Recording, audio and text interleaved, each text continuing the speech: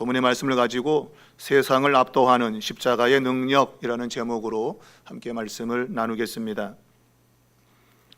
정의를 외변하고 불의한 심판을 내린 빌라도에 의해서 예수님은 십자가 처형을 받기 위해 우리가 아는 골고다로 가시게 됩니다.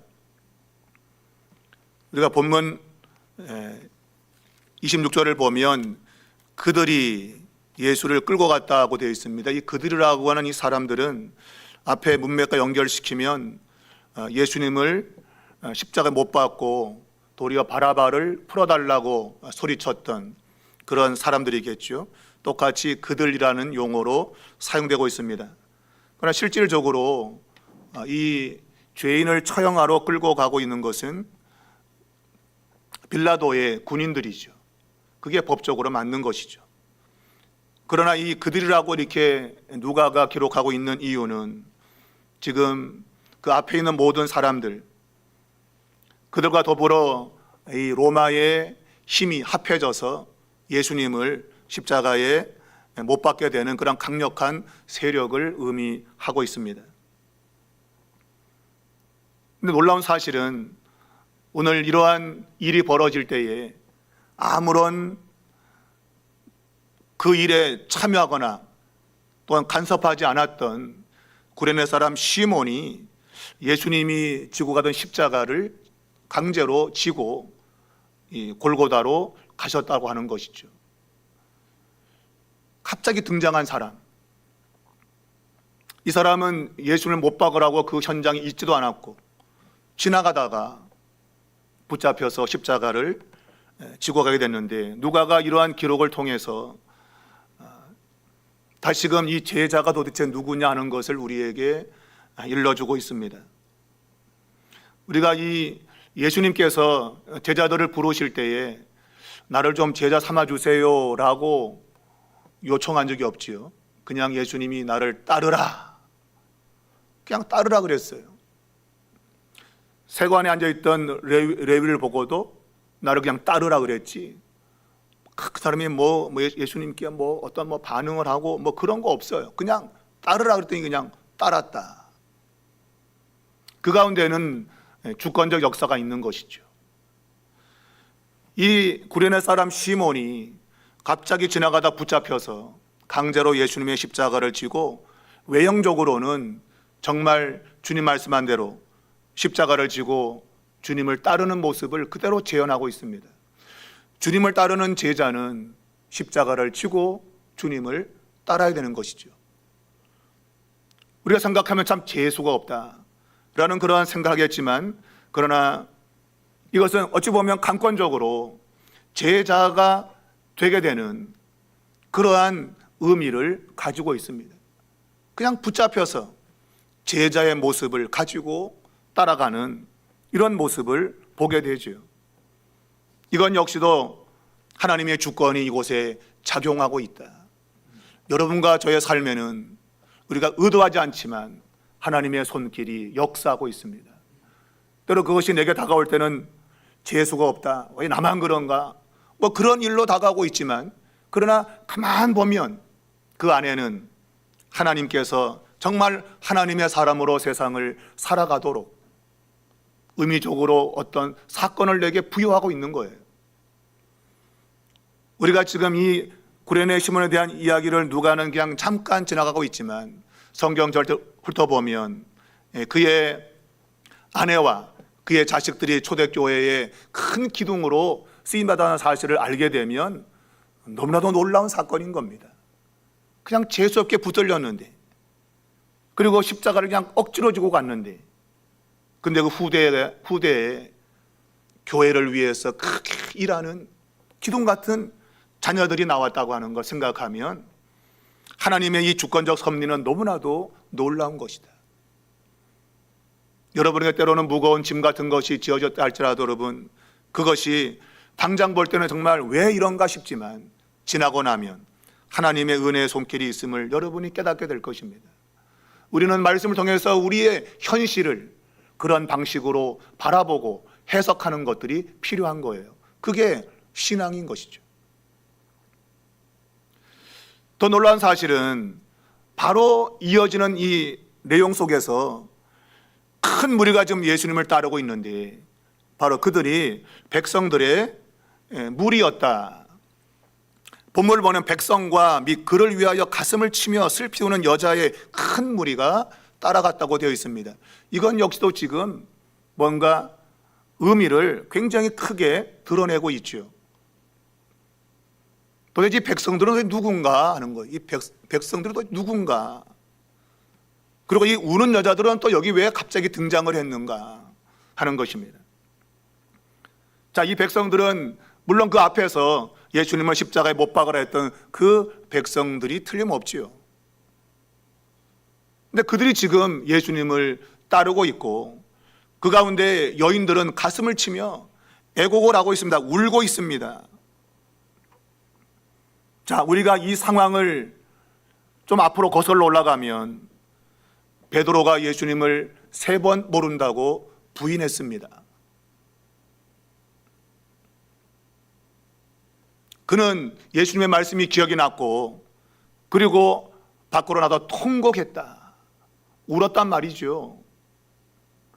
그때 예수님께서 돌아서서 베드로를 보았다고 성경은 말하고 있습니다. 오늘 이 백성들은 조금 전까지 해도 예수님을 십자가에 못 박으라고 예수님을 거부했던 사람들입니다. 근데 그들이 지금 얼마 지나지 않아서 지금 예수님을 따라가고 있으며 그 가운데 여인들로 대표되는 이 그룹이 울고 있습니다. 마치 이것은 베드로가 예수님을 부인한 이후에 울고 있는 그 모습이 그대로 연상되고 있고 동일하게 예수님께서 돌아섰다는 표현이 똑같이 등장을 하고 있어요. 예수님이 돌이켜, 이 말은 베드로를 바라볼 때 돌이켜라는 단어와 똑같은 단어입니다. 베드로, 울고 있는 베드로를 돌아서서 바라보셨던 예수님이 지금 큰 무리를 이루며 그 가운데 가슴을 치며 통곡하고 쫓아오는 여인들을 돌아보고 있는 이 모습과 그대로 오버랩이 되고 있어요. 겹쳐지고 있는 거죠. 자, 우리는 이 베드로의 통곡은 그들의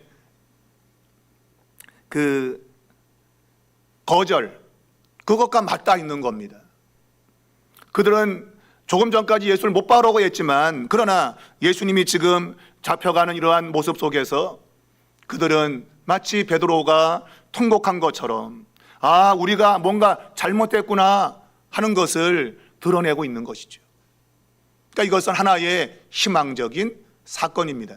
베드로의 통곡은 그의 돌이킴을 말하는 것이고 그는 주님을 진정으로 따르는 자로 변화가 되겠지요. 누가는 그가 이 복음서를 기록할 때 이러한 희망적인 메시지가 곳곳에 숨어 있다고 하는 거예요.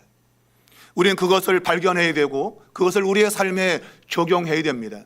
베드로가 예수님을 거부하고 또한 백성들이 예수님을 거절하는, 십자가에 못 박는 이러한 일들은 굉장히 불행한 사건들이지만 그러나 누가는 그 가운데서도 희망과 소망을 우리에게 보여주고자 하고 있는 겁니다.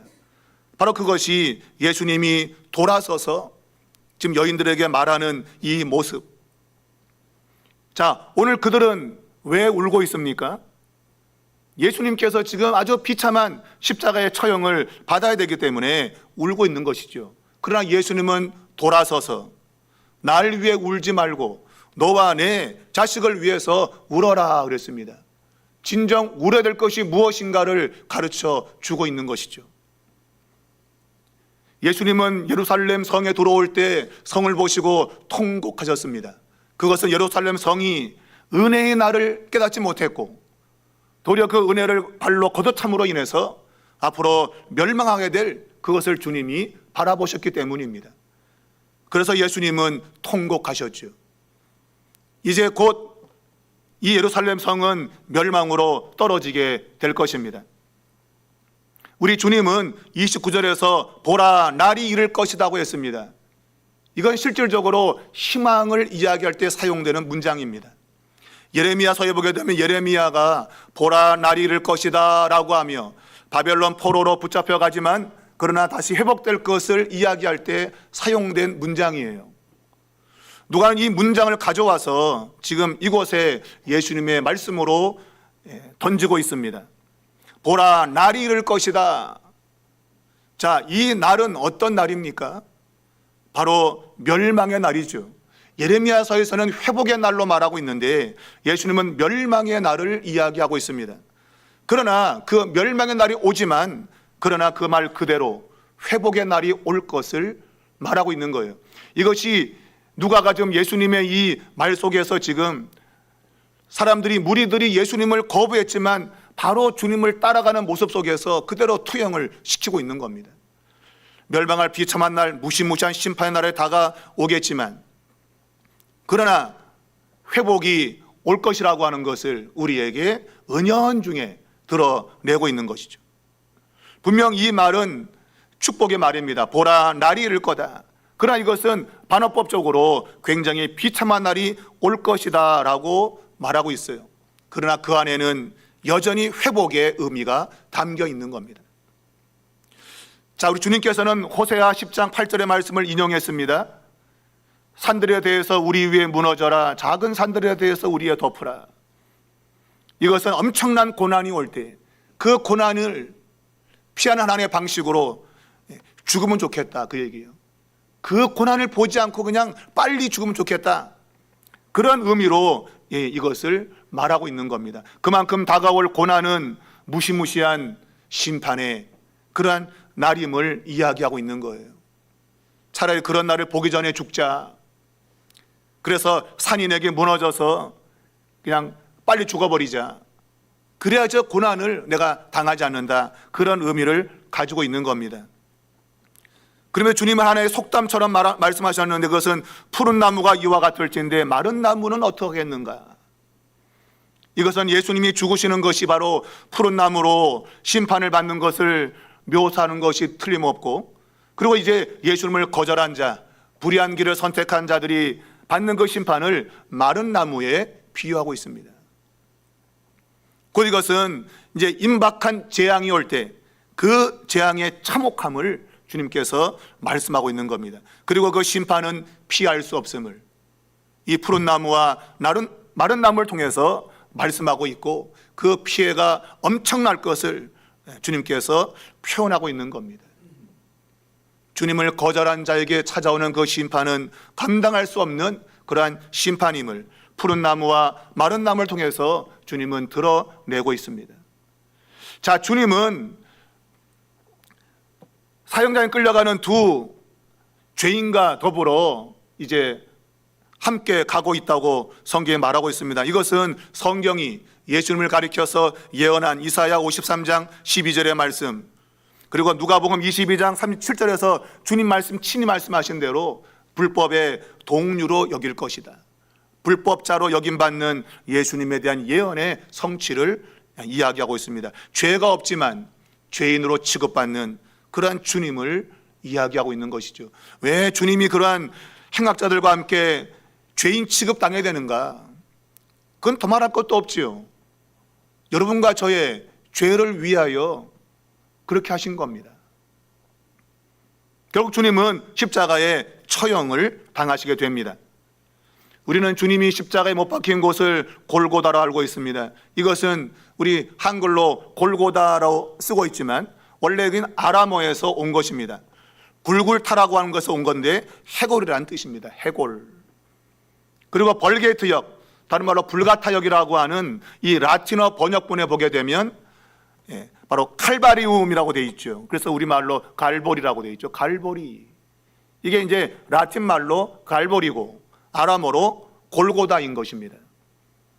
오늘 이것을 이방 사람들이 잘 알아먹도록 누가는 크라네라고 하는 해골이라는 단어를 쓰고 있는 것이죠. 이방인에게 골고다 뭐 이렇게 표현하면 알아먹지 못하죠. 그래서 이방 사람들이 알아먹을 수 있도록 크라니온, 해골이라는 단어를 쓰고 있는 겁니다. 바로 해골, 처형 장소죠. 여러분, 십자가 처형은 인간이 당할 고통 가운데 가장 비참한 고통의 처형입니다. 왜냐하면 그것은 사람이 서서히 죽어가는 모습을 사람에게 보여주는 아주 처참한 거예요. 사람이 어떻게 고통스럽게 죽어가는가를 보여주는 그런 하나의 처형 방식인 겁니다. 그러니까 죽을래도 못 죽는 거예요.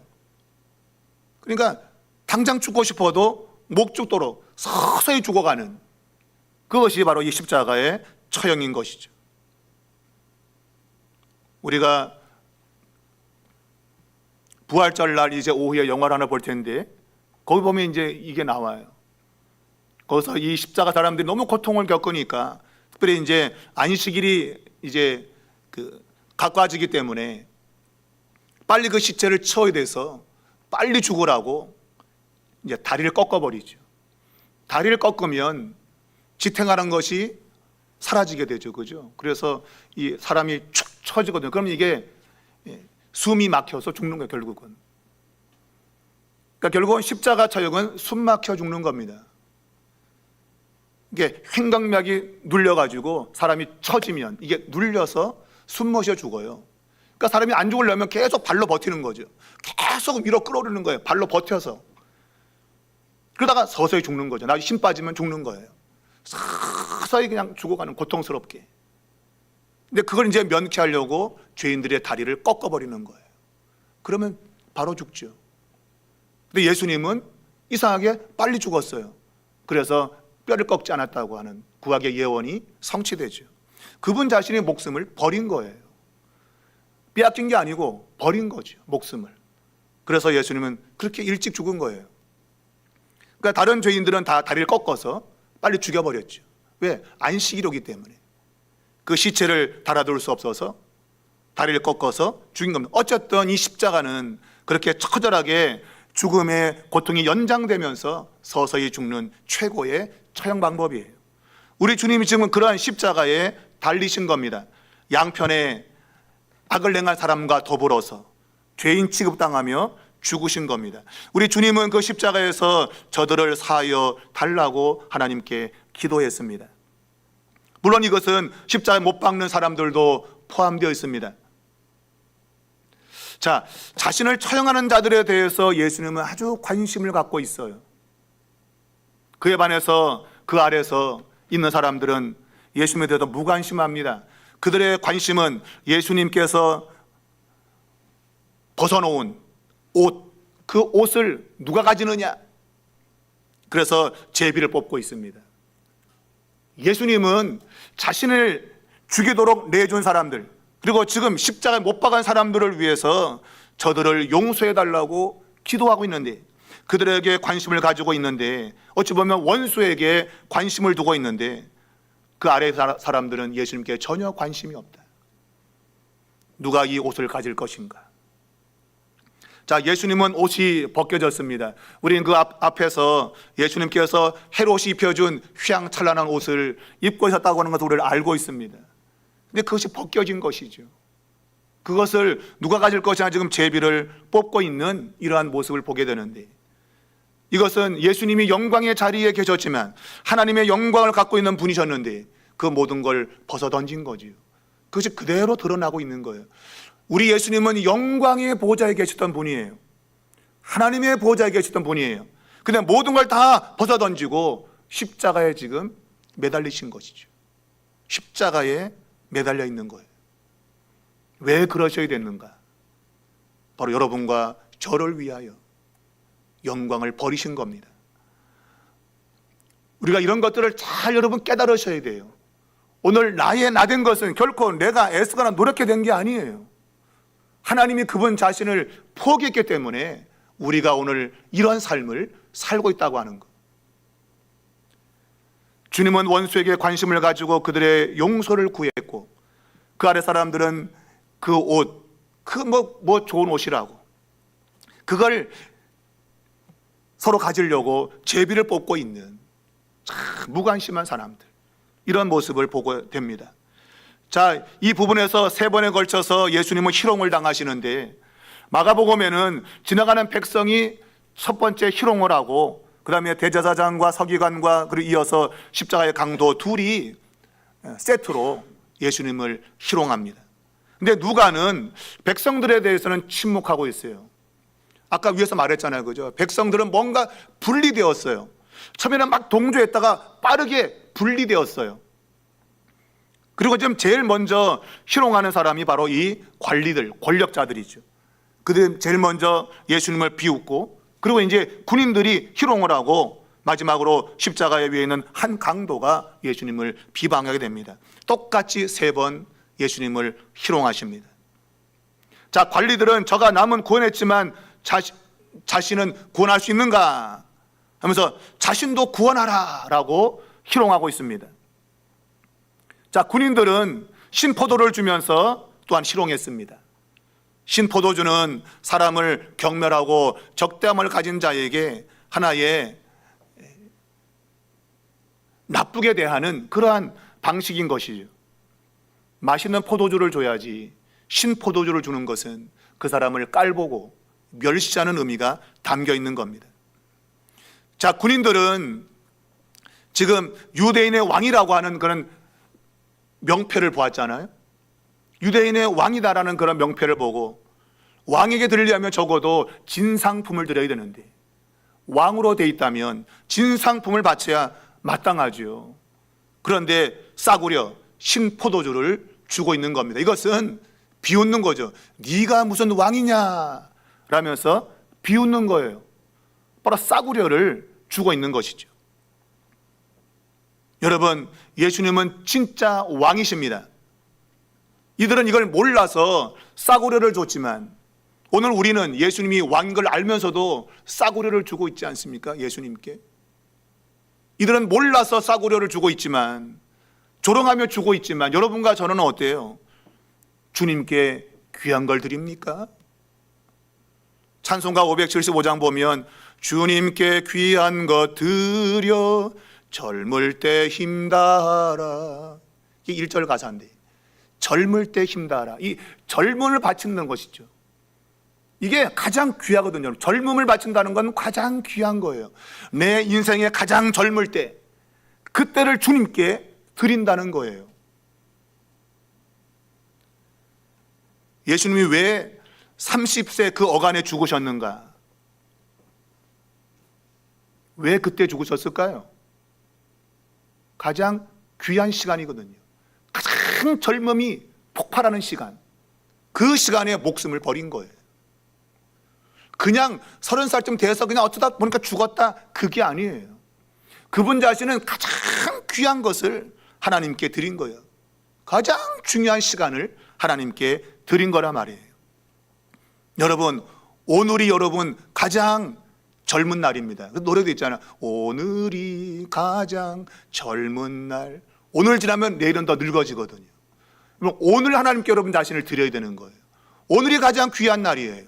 가장 젊은 날이에요. 내일 가면 늙어진 날이죠. 오늘 헌신하셔야 돼요, 여러분. 아니, 내일 하지. 내일은 늙어진 날입니다, 여러분. 우리는 세상 노래, 오늘이 가장 젊은 날, 노새 젊어서 오너라. 아니, 그런 건 잘하면서 주님을 위해서 나의 가장 젊은 오늘 이 시간은 왜 하나님께 안 드립니까? 그냥 되면 살고, 시간 되면 뭐 그때 하지.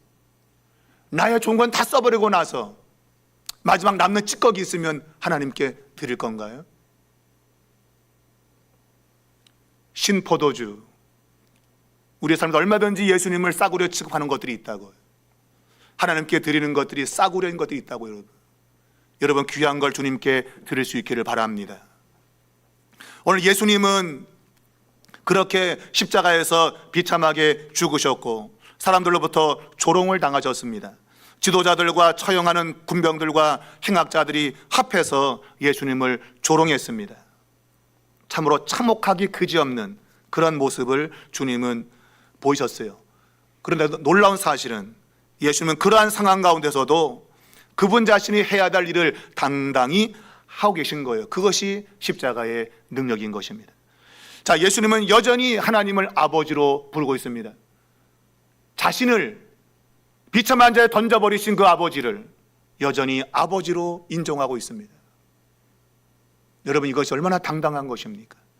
우리는 우리를 낳아준 부모 못되면 원망하고 불평한 게 짝이 없는데, 그런데 주님은 여전히 하나님을 아버지로 고백하고 있다고 하는 사실이에요. 그리고 지금 극단적인 상황에서도 원수를 사랑하라고 하는 주의 말씀을 그대로 실천하고 있습니다. 여러분, 이것이 십자가의 능력인 것입니다. 여러분, 십자가의 능력은 이런 것입니다. 내가 비참한 자리에 있어도 내가 할 일을 그대로 해내가는 것입니다.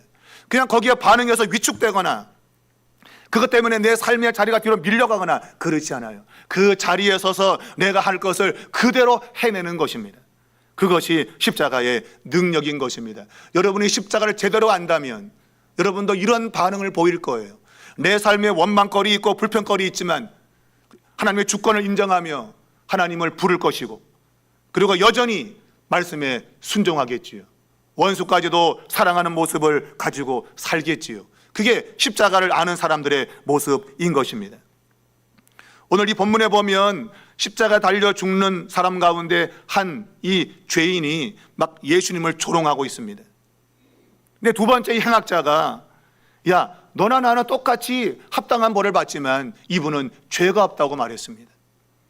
이미 우리는 예수님이 죄 없음을 빌라도가 나름의 신문을 통해서 법적인 적용을 다 해보면서 무죄라고 하는 것을 이야기했다고 우리는 들었습니다.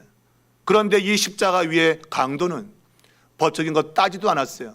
척 보니까 예수님은 죄가 없다는 걸 알았어요. 척 보니까. 왜? 그분의 모습을 보니까 아, 저분은 죄가 없는 분인데 십자가에 죽는구나 한 걸 알았어요. 금세. 빌라도는 여러 가지 법조문을 갖고 와서 막 저촉되는 게 있나 따졌죠. 그죠? 근데 이 사람은 그런 거 없어요. 딱 봤더니 죄가 없네 이분은. 금세 알아먹었어요. 여러분, 이것이 바로 요즘 말하면 길거리 캐스팅이에요. 길거리 캐스팅. 우리가 오디션을 통해서 어떤 사람을 뽑죠. 그죠? 여러 가지 전문가들이 나와서 심사해가지고 사람을 뽑잖아요. 오디션으로 사람을 캐스팅한단 말이에요. 근데 훌륭한 사람들 보면, 명배우를 보면 길거리 가다가 너 이리 와 해서 길거리 캐스팅 사람들이 많아요. 유명한 배우들이. 그런 거죠. 한눈에 보고 알아보는 거예요. 여러분과 저가 이 세상을 살면서 여러분 자신 속에서 아니면 사람들의 비치는 모습 가운데서 야, 저 사람은 예수 믿는 사람 맞네, 뭐 이게 사람들로 하여금 느껴져야 돼요. 여러분 옆에 있는 남편이, 여러분의 자식이 여러분 바라보고 아, 우리 아버지 엄마 예수 믿는 사람 맞아, 진짜 그리스도인 맞아, 이래 돼야 되는데 여러분 그런 게 좀 있나요? 여러분 그런 게 좀 있으면 누구로부터 그런 말 좀 들어보시나요? 야, 너 진짜 예수 믿는 거 맞다, 야, 좀 그런 말 들어보시나요? 십자가의 능력을 아는 사람들은 그게 나온다니까. 여러분, 내 삶의 자리에서 늘 말씀을 따라 사는 사람은 누군가 그걸 알아본다니까. 여러분, 그게 십자가의 능력이라고 하는 거예요. 이런 게 만약에 없다면 아직 십자가를 모르고 사는 거예요. 여러분과 저가 이번 고난 주간을 지나면서 누군가에게 나는 정말 그리스도인으로 비춰지고 있는가, 여러분 점검해 보시기 바라요. 그렇지 않고 야, 너나 나나 똑같다, 야, 이러면 곤란하죠. 똑같은 강도 둘이 달렸는데 우리가 볼 때 똑같은 것 같은데 똑같지가 않잖아. 그죠? 똑같지가 않아요. 한 사람은 자기를 인정했고 예수님이 무지한 걸 말하면서 자신을 용서해 줄 것을, 자신의 죄를 사해 줄 것을 이야기하고 있어요. 똑같지만 여러분 다른 겁니다. 여러분 똑같이 새벽자리에 나와 있지만 다른 겁니다. 이런 분리가 여러분 복음을 통해서 나타나는 거예요. 앞에서 이 백성들이 큰 무리로 주님을 따랐다고 했죠. 그죠? 방금 전까지는 막 못박으로 소리쳤던 사람인데 어떻게든 이제 바로 몇 글자 건너지 않아서 백성들이 그러한 대열에서 이탈되는 것을 보여주고 있어요. 우리는 그런 것을 하나님의 은혜라 그러고 십자가의 능력이라 그래요. 뭔가 내가 잘못된 길 걸었지만 즉시 돌이켜 나가는 것, 그게 십자가의 능력인 겁니다. 여러분이 십자가를 제대로 알면 우리가 완전한 존재가 아니에요. 때로는 잘못도 하죠. 그러나 즉시 돌이키죠. 즉시 돌이키는 거예요. 우리는 그것을 주님의 은혜라 그러고 십자가의 능력이라 그래요. 마지막 최고의 십자가의 능력은 바로 이 강도에게 주님께서 하신 말씀입니다. 오늘 내가 나와 함께 낙원에 있을 것이다. 이 말씀, 여러분, 우리 예수님께서 지금 그 앞에서 어떤 희롱을 당하셨나요? 너 자신을 구원해봐. 남을 구원했다며. 너 자신도 구원해봐. 이렇게 말했죠. 그죠? 이 말은 정말 예수님이 남을 구원해서 그런 말 한 게 아니에요. 너 사기치고 있지? 그런 말이거든요. 그걸 입증하려면 너 자신 구원해봐. 그런 얘기예요. 그럼 믿겠다는 거지요. 근데 예수님께서 마지막 십자가의 강도를 죽으시면서 구원시키고 있지 않습니까? 그분이 죽어가면서 지금 마지막 한 사람을 구원시키고 있어요. 네가 오늘 나와 함께 낙원에 있을 것이다. 바로 이것은 그분 자신이 낙원에 들어간다는 말 그 의미가 아니에요. 네가 나와 함께 오늘 낙원에 한다. 우리는 지금 죽으면 천국 갈 거야. 그런 의미를 누가가 쓰고 있는 게 아니에요. 바로 이 오늘이라는 이 단어 속에 바로 예수님이 지금 죽어가면서 다른 죄인을 한 사람 구원시키는 이것을 드러내고 싶은 거예요. 바로 남은 구원했지만 너를 구원하지 못하는 거, 너를 구원한다면 내가 너를 인정해 줄게. 이러한 희롱과 조롱 속에서 예수님은 마지막 죽어가며 마지막 한 사람을 구원시키고 있는 겁니다. 바로 그것이 오늘이라는 단어 속에 담겨 있는 거예요. 이 오늘은 어쩌면 마지막 날이죠. 그 마지막 죽어가면서 예수님은 한 죄인을 구원하신 겁니다. 이게 십자가의 능력이라고 하는 거예요. 내가 죽어가며 다른 사람을 살려내는 것, 이게 십자가의 능력이죠. 여러분은 어때요? 여러분 살려고 남 죽이지 않아요? 여러분은 그러잖아요. 저도 그렇다고요. 조금만 마음에 안 들면 그냥 그 상대방 뭉개려고 그러고. 그게 여러분과 저예요. 근데 십자가는 전혀 다르죠. 내가 죽어가며 다른 사람을 오늘 살려내는 거죠. 오늘 살려내는 것. 그게 십자가의 능력이에요. 그게 기독교예요. 어찌 보면 오늘날 기독교는 많이 왜곡되어 있죠. 그저 외형적인 성장과 발전과 부흥 뭐 이런 걸로 어찌 보면 포장되어 있는 거예요. 진정한 본질은 오늘 내가 죽으며 내가 너를 살리잖아. 이게 복음이야. 기억해. 라고 주께서 우리에게 말씀하고 있는 겁니다. 여러분, 오늘 여러분 누군가를 고난다면 여러분 십자가의 능력을 가지고 있는 거예요. 근데 그것이 내가 어떠한 상황이 좋아서가 아니라 내가 상황이 힘들어지는 그런 가운데 가지만, 그러나 그 가운데서 누군가를 내가 구원하자는 마음을 가진다면 바로 그것이 복음의 능력에 붙들려 살고 있다고 하는 거예요. 여러분과 저가 이번 고난주간을 지나며 이걸 기억하면 좋겠어요. 오늘 너와 내가 함께 낙원에 있을 것이다. 내가 죽어도 너는 살아야 된다. 나는 죽지만 너는 살 거다. 이걸 깨닫는다면 여러분 일생 동안 십자가의 복음의 능력에 붙들려 살 것입니다. 그런 사람의 마지막 날 영광의 자리에 있게 되는 것이다. 여러분 이걸 잘 기억하시고 오늘 하루 십자가가 무언가를 깊이 묵상하시고, 주님이 바로 그런 길을 걸으셨고 마지막까지 한 죄인을 구원하셨고 바로 그 죄인이 여러분과 저인 것입니다. 여러분과 저가 예수님 때문에 구원을 받은 거예요. 여러분 잘 기억하시고 여러분 일생도 오늘 예수님처럼 십자가의 능력으로 다른 사람을 구원해 내가는 그러한 은혜가 있기를 주의 이름으로 축원합니다.